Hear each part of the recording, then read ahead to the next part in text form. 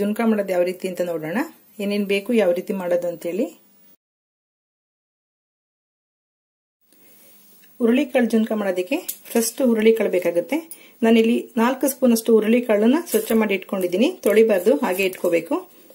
ಮೆಂತ್ಯ 1/4 ಸ್ಪೂನ್ ಅಷ್ಟು, ಕಡಲೆಬೇಳೆ 1 ಸ್ಪೂನ್ ಅಷ್ಟು ತಗೊಂಡಿದ್ದೀನಿ. ಹುರುಳಿಕಾಳು ನಿಮ್ಗೆ ಮನೆಯದಲ್ಲದೆ ಅಂಗಡಿದಿಂದ ತಗೊಂಡ್ ಬಂದ್ರೆ ಸ್ವಲ್ಪ ತೇವದ ಬಟ್ಟೆ ಮೇಲೆ ಹಾಕ್ಬಿಟ್ಟು ಅದ್ರ ಮೇಲೆ ಸ್ವಲ್ಪ ಒರೆಸ್ಕೊಳ್ಳಿ. ಯಾಕೆಂದ್ರೆ ನಾವು ಡೈರೆಕ್ಟ್ ಪೌಡರ್ ಮಾಡೋದ್ರಿಂದ ತೊಳೆಯೋದಕ್ಕೆ ಆಗಲ್ಲ. ಹಾಗಾಗಿ ತೇವದ ಬಟ್ಟೆ ಮೇಲೆ ಹಾಕೊಂಡು ಧೂಳು ಇದ್ರೆ ಎಲ್ಲ ಕ್ಲೀನ್ ಮಾಡ್ಕೊಂಡು ಆಮೇಲೆ ಹುರುಳಿಕಾಳನ್ನ ಈ ರೀತಿ ಇಟ್ಕೊಳ್ಳಿ. ಎಣ್ಣೆ ಬೇಕಾಗುತ್ತೆ 1 ಸ್ಪೂನ್ ಅಷ್ಟು, ತುಪ್ಪ 1 ಸ್ಪೂನ್ ಅಷ್ಟು, ಸ್ವಲ್ಪ ಕೊತ್ತಂಬರಿ ಸೊಪ್ಪು, ರುಚಿಗೆ ತಕ್ಕಷ್ಟು ಉಪ್ಪು, ಒಂದೇ ಒಂದು ಟೊಮೊಟೊ ತಗೊಂಡಿದ್ದೀನಿ. ಈ ಪ್ಲೇಟ್ ನಲ್ಲಿ ಈರುಳ್ಳಿ ಇದೆ, 2 ಮೀಡಿಯಂ ಸೈಜ್ ಈರುಳ್ಳಿ ಸಣ್ಣದಾಗಿ ಹೆಚ್ಚಿಟ್ಕೊಂಡಿದ್ದೀನಿ. ಹಸಿಮೆಣಸಿನಕಾಯಿ, ಇದು ಸ್ವಲ್ಪ ಖಾರ ಜಾಸ್ತಿ ಇದ್ರೆ ಚೆನ್ನಾಗಿರುತ್ತೆ. ಹಸಿಮೆಣಸಿನಕಾಯಿ 3 ಸಣ್ಣದಾಗಿ ಹೆಚ್ಚಿಟ್ಕೊಂಡಿದ್ದೀನಿ. ಸ್ವಲ್ಪ ಜೀರಿಗೆ 1/2 ಸ್ಪೂನ್ ಅಷ್ಟು, ಸ್ವಲ್ಪ ಕರಿಬೇವು, ಸ್ವಲ್ಪ ಶುಂಠಿ ತುರಿ ಇದೆ. ತುಂಬಾ ಸಿಂಪಲ್, ಇದು ಬೇಗ ಕೂಡ ಆಗುತ್ತೆ. ಸ್ವಲ್ಪ ನೀರು ತಗೊಂಡಿದ್ದೀನಿ, ಎಷ್ಟು ಬೇಕಾಗುತ್ತೆ ನೋಡ್ಕೊಳ್ಳೋಣ. ಸ್ವಲ್ಪ ಹುಣಸೆಹಣ್ಣು, ಒಂದೇ ಒಂದು ಅರ್ಧ ನಿಂಬೆಹಣ್ಣು ಗಾತ್ರದಷ್ಟು ಹುಣಸೆಹಣ್ಣನ್ನ ನೀರಿನಲ್ಲಿ ನೆನೆಸಿಟ್ಕೊಂಡಿದ್ದೀನಿ. ಇದಕ್ಕೆ ಸ್ವಲ್ಪ ಬೆಲ್ಲ ಬೇಕಾಗುತ್ತೆ. ಇದು ಹುರುಳಿಕಾಳು ಜುನ್ಕದಲ್ಲಿ ಹುಣಸೆಹಣ್ಣು ಮತ್ತೆ ಸ್ವಲ್ಪ ಬೆಲ್ಲ ಬೇಕಾದ್ರೆ ಮಾತ್ರ ಹಾಕೊಳ್ಳಿ. ಇದು ಡಯಾಬಿಟಿಸ್ಗೆ ಹೇಳಿ ಮಾಡಿಸಿದಂತ ಒಂದು ಜುನ್ಕ. ಇದು ದೋಸೆ, ಇಡ್ಲಿ ಅಥವಾ ಚಪಾತಿ ಹಾಗೆ ತಿನ್ನ ಕೂಡ ತುಂಬಾ ಚೆನ್ನಾಗಿರುತ್ತೆ. ಡಯಾಬಿಟಿಸ್ನವ್ರಿಗೆಲ್ಲಾನು ಚಟ್ನಿ ಎಲ್ಲ ಕೊಟ್ಟು ಸ್ವಲ್ಪ ಕೊಲೆಸ್ಟ್ರಾಲ್ ಆಗೋದ್ರಿಂದ, ಮತ್ತೆ ಈಗ ಕಾಳು ಸ್ವಲ್ಪ ಉರ್ದಿ ಮಾಡೋದ್ರಿಂದ ಹೀಟ್ ಆಗುತ್ತೆ. ಈ ವೆದರ್ಗೆ, ಚಳಿಗಾಲಕ್ಕೆ ಮಳೆಗಾಲಕ್ಕೆ ಈ ಜುನ್ಕ ತುಂಬಾ ಒಳ್ಳೆ ಏಳ್ ಮಾಡಿಸ್ದಂಗಿರುತ್ತೆ ರುಚಿ. ಈಗ ಮಾಡೋದು ಹೇಗೆ ಅಂತ ನೋಡೋಣ. ಬೇಳೆ ಮೆಂತ್ಯ ಎಲ್ಲ ಜೊತೆಲೆ, ಮೆಂತ್ಯ ಲಾಸ್ಟ್ ಹಾಕೊಳ್ಳೋಣ. ಈ 2 ಕಾಳನ್ನು ಸ್ವಲ್ಪ ಫ್ರೈ ಮಾಡ್ಕೋಬೇಕು. ಡ್ರೈ ರೋಸ್ಟ್ ಮಾಡ್ಕೋಬೇಕು, ಎಣ್ಣೆ ಏನು ಹಾಕಬಾರ್ದು. ಚೆನ್ನಾಗಿ ಫ್ರೈ ಮಾಡ್ಕೋಬೇಕಾಗತ್ತೆ.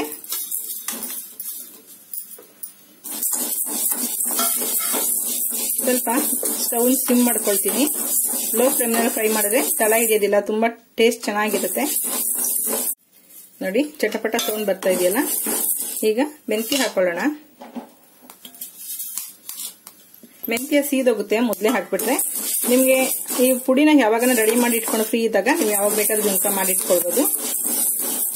ಈಗ ಸ್ಟವ್ ಆಫ್ ಮಾಡ್ತಾ ಇದೀನಿ. ಸ್ವಲ್ಪ ತಣ್ಣಗಾದ್ಮೇಲೆ ಮಿಕ್ಸಿನಲ್ಲಿ ಪುಡಿ ಮಾಡ್ಕೋಬೇಕಾಗತ್ತೆ. ನಿಮ್ಗೆ ಕಡಲೆಬೇಳೆ ಬೇಡ ಅನ್ನೋದಾದ್ರೆ ಬರೀ ಹುರುಳಿಕಾಳು ಸ್ವಲ್ಪ ಮೆಂತ್ಯ ಹಾಕೊಂಡೇ ಮಾಡ್ಕೊಳ್ಬಹುದು. ನೋಡಿ, ಫ್ರೈ ಮಾಡಿದ್ನಲ್ಲ ಅದನ್ನೆಲ್ಲ ಪುಡಿ ಮಾಡ್ಕೊಂಡಿದ್ದೀನಿ.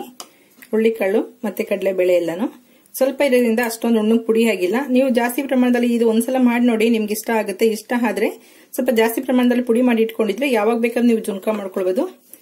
ತುಂಬಾ ಚೆನ್ನಾಗಿರುತ್ತೆ. ಈಗ ಪುಡಿ ರೆಡಿಯಾಗಿದೆ, ಒಗ್ಗರಣೆ ಹಾಕೊಳ್ಳೋಣ. ಈಗ ಪಾತ್ರೆನಲ್ಲಿ 1 ಸ್ಪೂನ್ ಅಷ್ಟು ಎಣ್ಣೆ ಹಾಕೊಂಡಿದ್ದೀನಿ. ಇದಕ್ಕೆ 1 ಸ್ಪೂನ್ ಅಷ್ಟು ತುಪ್ಪ ಹಾಕೊಳ್ಳೋಣ. ಸ್ವಲ್ಪ ಜೀರಿಗೆ ಹಾಕೊಳ್ಳೋಣ. ಎಣ್ಣೆ ಕಾಯ್ದಿದೆ. ಸಾಸಿವೆ ಬೇಕಾದ್ರೆ ಹಾಕೊಳ್ಬಹುದು, ಆದ್ರೆ ಸಾಸಿವೆಗಿಂತ ಜೀರಿಗೆ ಒಳ್ಳೆ ಫ್ಲೇವರ್ ಆಡ್ ಕೊಡುತ್ತಿಲ್ಲಿ. ಈಗ ಜೀರಿಗೆ ಸ್ವಲ್ಪ ದಪ್ಪ ಆದ ತಕ್ಷಣ ಈ ಪ್ಲೇಟಲ್ಲಿ ಇರೋಂಥದ್ದೆಲ್ಲಾನು ಹಾಕೊಳ್ಳೋಣ.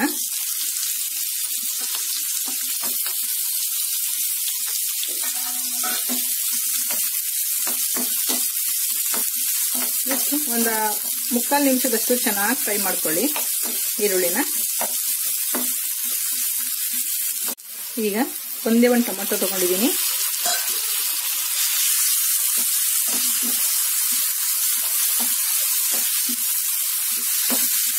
ಈಗ ಟೊಮೆಟೊ ಸ್ವಲ್ಪ ಸಾಫ್ಟ್ ಆಗಲಿ. ಟೊಮೆಟೊ ಮತ್ತೆ ಈರುಳ್ಳಿ ಎರಡಕ್ಕೂ ಸೇರಿಸಿ ನಾನು ಪೂರ್ತಿ ಜುನ್ಕಾಗೆ ಎಷ್ಟು ಬೇಕೋ ಅಷ್ಟು ಉಪ್ಪು ತಗೊಂಡಿದ್ದೀನಿ. ಒಂದು ಅರ್ಧ ನಿಮಿಷದಷ್ಟು ಫ್ರೈ ಮಾಡ್ಕೊಳ್ಳಿ ಮೀಡಿಯಂ ಫ್ಲೇಮ್ನಲ್ಲಿ. ಟೊಮೆಟೊ ಸ್ವಲ್ಪ ಸಾಫ್ಟ್ ಆದರೆ ಟೇಸ್ಟ್ ತುಂಬಾ ಚೆನ್ನಾಗಿರುತ್ತೆ. ಟೊಮೆಟೊ ಬೇಡ ಅನ್ನೋದಾದ್ರೆ ಬರೀ ಹುಣಸೆಹಣ್ಣು ಕೂಡ ಹಾಕೊಳ್ಬಹುದು. ಹುಣಸೆಹಣ್ಣು ರಸ ಸ್ವಲ್ಪ ಜಾಸ್ತಿ ಹಾಕೊಳ್ಳಿ. ನಾನು ಒಂದು ಅರ್ಧ ನಿಂಬೆಹಣ್ಣು ಗಾತ್ರ ತಗೊಂಡಿದ್ದೀನಿ. ಒಂದು ಟೊಮೆಟೊ, ಹುಳಿ ಟೊಮೆಟೊ ಹಾಕಿದ್ದೀನಿ ಅದಕ್ಕೋಸ್ಕರ.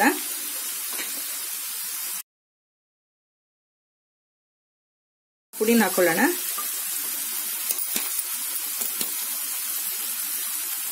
ಪುಡಿ ಹಾಕೊಂಡು ಸ್ಟವ್ನ ಸಿಮ್ ಮಾಡಿಕೊಂಡು ಲೋ ಫ್ಲೇಮ್ನಲ್ಲಿ ಸ್ವಲ್ಪ ಮಿಕ್ಸ್ ಮಾಡಿ. ಮಿಕ್ಸ್ ಮಾಡೋದ್ರಿಂದ ಇದ್ರ ಫ್ಲೇವರ್ ಜಾಸ್ತಿ ಆಗುತ್ತೆ. ತುಪ್ಪ ಮತ್ತೆ ಎಣ್ಣೆ ಹಾಕಿದೀವಲ್ಲ. ನಾನೊಂದ್ ಸೈಡು ಸ್ವಲ್ಪ ಬಿಸಿನೀರು ಕಾಯಿಸ್ಕೊಂಡಿದ್ದೀನಿ. ಇದೊಂದು ಅರ್ಧ ನಿಮಿಷದಷ್ಟು ಈ ತುಪ್ಪ ಎಣ್ಣೆನಲ್ಲಿ ಮಿಕ್ಸ್ ಆಗ್ಬೇಕು ಚೆನ್ನಾಗಿ. ತಳ ಹಿಡಿಬಾರ್ದು, ಜಸ್ಟ್ ಈ ತರ ಕೈ ಆಡ್ತಾ ಇರಿ. ಕೆಲವರಿಗೆ ಹಸಿಮೆಣಸಿನಕಾಯಿ ತಿನ್ನೋದಕ್ಕಾಗಲ್ಲ, ಅಸಿಡಿಟಿ ಆಗುತ್ತೆ ಅನ್ನೋದಾದ್ರೆ ನೀವು ಒಣ ಮೆಣಸಿನಕಾಯಿನ ಕೂಡ ನೀವು ಪುಡಿ ಮಾಡೋದಲ್ಲ, ಹುರುಳಿಕಾಳು ಹುರಿದು ಅವಾಗ ಮೆಣಸಿನಕಾಯಿ ಕೂಡ ಹುರಿದ್ಬಿಟ್ಟು ಪುಡಿ ಮಾಡಬಹುದು, ಅಥವಾ ಖಾರದ ಪುಡಿ ಕೂಡ ಹಾಕೊಳ್ಬಹುದು, ಚೆನ್ನಾಗಿರುತ್ತೆ. ಒಂದು ಅರ್ಧ ನಿಮಿಷ ಫ್ರೈ ಆಗಲಿ. ಇದು ಹುಣಸೆಹಣ್ಣು ರಸ ಇತ್ತಲ್ಲ, ಹುಣಸೆಹಣ್ಣು ರಸ ಹಾಕೊಳ್ಳೋಣ.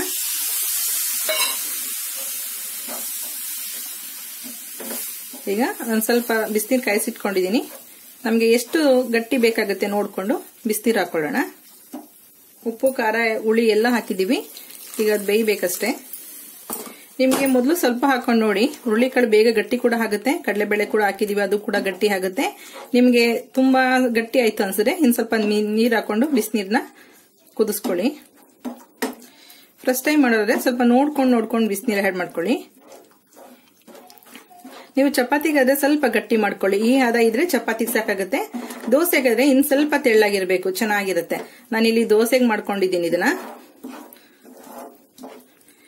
ಸಾಮಾನ್ಯವಾಗಿ ಡಯಾಬಿಟಿಸ್ ಇರೋರಿಗೆ ಈ ಕಾಲದಲ್ಲಿ ಎಲ್ಲ ಯಾವಾಗ್ಲೂ ಸಾಮಾನ್ಯವಾಗಿ ಡಾಕ್ಟರ್ ಒಂದು ಸಜೆಷನ್ ಕೊಡ್ತಾರೆ, ಶೇಂಗಾ ಚಟ್ನಿ ಮತ್ತೆ ತೆಂಗಿನಕಾಯಿ ಚಟ್ನಿ ತಿನ್ಬೇಡಿ, ಕೊಲೆಸ್ಟ್ರಾಲ್ ಜಾಸ್ತಿ ಆಗುತ್ತೆ ಅಂತ.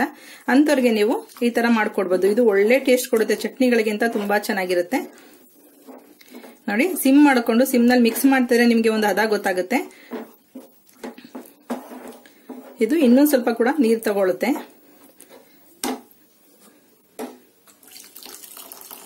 ಇಲ್ಲಿ ನಾನು ಬಿಸಿನೀರನ್ನೇ ಹಾಕೊಳ್ತಾ ಇದ್ದೀನಿ, ಕೆಟಲಲ್ಲಿ ಕಾಯಿಸ್ಬಿಟ್ಟು.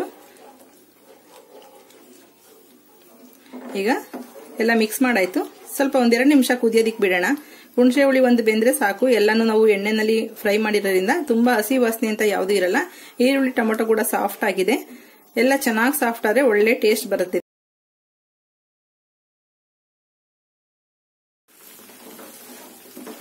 ಒಂದೆರಡು ನಿಮಿಷ ಕುದಿಸ್ಕೊಂಡ್ರೆ ಸಾಕು. ಬಿಸಿನೀರೆಲ್ಲ ಹಾಕೋದ್ರಿಂದ ಬೇಗ ಕುದಿ ಬರುತ್ತೆ. ಈಗ ಸ್ವಲ್ಪ ಬೆಲ್ಲ ಹಾಕೊಳ್ಳಿ. ಬೆಲ್ಲ ಬೇಕಾದ್ರೆ ಮಾತ್ರ ಹಾಕೊಳ್ಳಿ. ಬೆಲ್ಲ ಹುಣಸೆಹಣ್ಣು ಹಾಕಿದ್ರಿಂದ ಬೆಲ್ಲ ಹಾಕೊಳ್ತಾ ಇದ್ದೀನಿ. ಸ್ವಲ್ಪ ಕೊತ್ತಂಬರಿ ಸೊಪ್ಪು ಹಾಕೊಳ್ತಿದ್ದೀನಿ.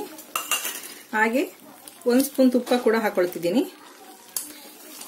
ಇದು ಸ್ವಲ್ಪ ತಣ್ಣಗಾದ್ಮೇಲೆ ಇನ್ನೂ ಗಟ್ಟಿ ಬರುತ್ತೆ. ಹಾಗಾಗಿ ನೀವು ನೀರು ಎಷ್ಟು ಬೇಕಾಗುತ್ತೆ ಹೆಚ್ಚಿಸ್ಕೊಳ್ಳಿ. ಅಕಸ್ಮಾತ್ ತಣ್ಣಗಾದ್ಮೇಲೆ ತುಂಬಾ ಗಟ್ಟಿ ಆಯ್ತು ಅಂದ್ರೆ ಅವಾಗ ಕೂಡ ಬಿಸಿಗೆ ಇಟ್ಬಿಟ್ಟು ಸ್ವಲ್ಪ ಬಿಸಿನೀರು ಆಡ್ ಮಾಡ್ಕೊಂಡು ಕುದಿಸ್ಕೊಳ್ಳಿ. ಇದು ಆಕ್ಚುಲಿ ರೊಟ್ಟಿಗಳಿಗೂ ಕೂಡ ತುಂಬಾ ಚೆನ್ನಾಗಿ ಒಳ್ಳೆ ಕಾಂಬಿನೇಷನ್. ಇದನ್ನ ಹಾಗೆ ಕೂಡ ತಿನ್ಬೋದು. ಒಂದು ಬೌಲ್ಗೆ ಹಾಕೊಂಡು ಸ್ವಲ್ಪ ಹಸಿ ಈರುಳ್ಳಿ, ಸ್ವಲ್ಪ ಕೊತ್ತಂಬರಿ ಸೊಪ್ಪು ಹಾಕೊಂಡ್ರೆ ಒಳ್ಳೆ ಟೇಸ್ಟ್ ಇರುತ್ತೆ. ಸ್ವಲ್ಪ ಮಿಕ್ಸರ್, ಕ್ಯಾರೆಟ್ ತುರಿ, ಸೌತೆಕಾಯಿ ಏನ್ ಬೇಕಾದ್ರೂ ಆಡ್ ಮಾಡ್ಕೊಳ್ಬಹುದು. ಓಕೆ, ರೆಡಿ ಆಗಿದೆ. ಈಗ ಸ್ಟವ್ ಆಫ್ ಮಾಡ್ತಾ ಇದ್ದೀನಿ. ನಾನಿಲ್ಲಿ ಜುನ್ಕ ಜೊತೆಗೆ ದೋಸೆ ಮಾಡ್ಕೊಂಡಿದ್ದೀನಿ. ಈಗ ನಾನಿಲ್ಲಿ ಅದು ಜುನ್ಕ ದೋಸೆ ಜೊತೆ ತಿನ್ನೋದಕ್ಕೆ ಅದನ್ನ ಮಸಾಲಾ ತರ ಸ್ವಲ್ಪ ಮಾಡ್ಕೊಂಡು ತಿನ್ಬೋದು, ಚೆನ್ನಾಗಿರುತ್ತೆ. ಸ್ವಲ್ಪ ಈರುಳ್ಳಿ, ಕ್ಯಾರೆಟ್ ತುರಿ ಕೂಡ ಹಾಕೊಳ್ಬಹುದು. ಸ್ವಲ್ಪ ಕೊತ್ತಂಬರಿ ಸೊಪ್ಪು ಹಾಕೊಂಡು ಈಗ ಕೂಡ ಮಿಕ್ಸ್ ಮಾಡ್ಕೊಂಡು ತಿನ್ಬೋದು. ಬೇಕಾದ್ರೆ ಸ್ವಲ್ಪ ನಿಂಬೆಹಣ್ಣು ಕೂಡ ಹಾಕೊಳ್ಬಹುದು, ಇದಕ್ಕೆ ಚೆನ್ನಾಗಿರುತ್ತೆ. ಓಕೆ ಫ್ರೆಂಡ್ಸ್, ಈ ವಿಡಿಯೋ ಇಷ್ಟ ಆಗಿದೆ ಅನ್ಕೊಳ್ತೀನಿ. ಹುರುಳಿಕಾಳು ಜುನ್ಕ ಮನೇಲಿ ಒಂದ್ಸಲ ಟ್ರೈ ಮಾಡಿ ನೋಡಿ. ಹೆಲ್ತಿ ಫುಡ್ ಕೂಡ ತುಂಬಾ ಒಳ್ಳೇದಿದು. ಕೊಲೆಸ್ಟ್ರಾಲ್ ಆಗೋದಿಲ್ಲ. ಈ ಚಳಿಗೆ ಮೈನ ಸ್ವಲ್ಪ ಬಿಸಿ ಇಡುತ್ತೆ. ಹಾಗಾಗಿ ಇದನ್ನ ಹುರುಳಿಕಾಳನ್ನ ಆದಷ್ಟು ಉಪಯೋಗಿಸಿ ಚಳಿಗಾಲ ಮತ್ತೆ ಮಳೆಗಾಲಗಳಲ್ಲಿ. ಓಕೆ ಫ್ರೆಂಡ್ಸ್, ವಿಡಿಯೋ ಇಷ್ಟ ಆಗಿದೆ ಲೈಕ್ ಮಾಡಿ, ಶೇರ್ ಮಾಡಿ, ಸಬ್ಸ್ಕ್ರೈಬ್ ಮಾಡಿ. ನಿಮ್ಮ ಅಭಿಪ್ರಾಯ ಅನಿಸಿಕೆಗಳನ್ನ ಕಾಮೆಂಟ್ ಬಾಕ್ಸ್ ಅಲ್ಲಿ ಹಾಕಿ. ಓಕೆ, ಬಾಯ್.